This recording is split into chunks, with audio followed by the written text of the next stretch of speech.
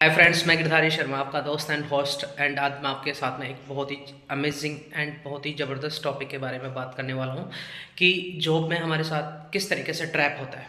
तो वीडियो को लास्ट तक ज़रूर से देखिएगा, और अगर आपको वीडियो अच्छा लगे तो आप चैनल को लाइक करें, सब्सक्राइब करें, और आपको जो भी कमेंट है वो मेरे को ज़रूर से शेयर करें, ताकि मैं आगे आपके लिए ऐसे ही वीडियोस बनाता रहूं। तो वीडियो को लास्ट से ज़रूर तक देखिए, और मैं आपको एक प्रेजेंटेशन के थ्रू, एक वीडियो के थ्रू आपको ये समझाने वाला हूँ कि जॉब में किस तरीके से ट्रैप होता है, और कैसे आज के टाइम में लोग इस ट्रैप में बहुत बुरी तरीके से फंस जा रहे हैं, और वो एक अच्छा डिसीजन नहीं ले पा रहे हैं।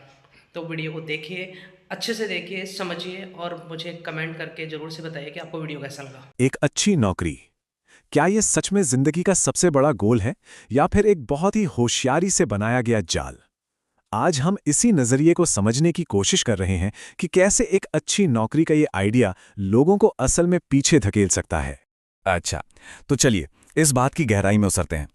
एक बहुत मशहूर फिल्म का ये डायलॉग असल में आज की दुनिया की सबसे बड़ी पहेली को सामने रखता है। हमें लगता तो है कि हमें पता है कि हमें क्या चाहिए, पर क्या वो ख्वाहिश सच में हमारी अपनी है? देखिए, हम चारों तरफ से ना एक शोर से घिरे हुए हैं। मार्केटिंग है, सोशल प्रेशर है, फोन की नोटिफिकेशंस हैं, सब हमारा ध्यान खींचने के लिए चिल्ला रहे हैं। बिल्कुल वैसे ही जैसे कोई रेहड़ी वाला 150 का माल 150 में चिल्लाकर ध्यान खींचता है।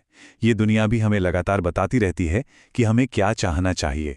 और इस पूरे शोर शराबे में हमारी असली आवाज़, हमारी असली ख्वाहिशें कहीं दब सी जाती हैं। तो इस सारी कंफ्यूजन के बीच कि आखिर चाहा क्या जाए, एक रास्ता इतना साफ और पॉपुलर क्यों लगता है? मतलब इतनी पढ़ाई लिखाई और इतने सपनों के बाद ज्यादातर लोग आखिर में नौकरी ही क्यों चुनते हैं? इसका जवाब ना एक बहुत ही पावरफुल इमोशन में छिपा है। निश्चितता, सर्टेनिटी। ये एहसास कि हर महीने की एक तय तारीख को बैंक अकाउंट में एक फिक्स्ड अमाउंट आ ही जाएगा।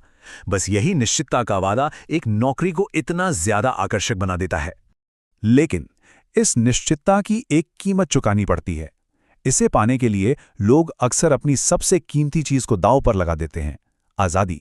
समय अब अपना नहीं रहता। छुट्टी लेने से लेकर घर खरीदने तक जिंदगी के बड़े बड़े फैसले अब किसी और के कंट्रोल में आने लगते हैं। तो इस समझौते की इमोशनल कॉस्ट क्या है?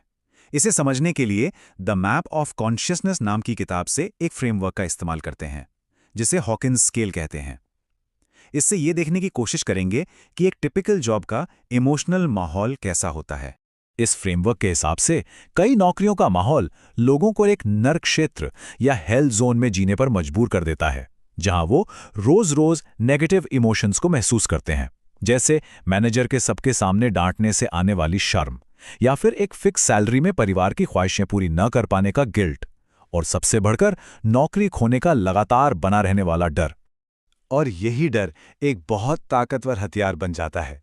एक बार जब किसी कंपनी को यह पता चल जाता है कि उसके कर्मचारी पर लोन है, ईएमआई है, घर के खर्चे हैं, तो वो इस डर का फायदा उठा सकते हैं।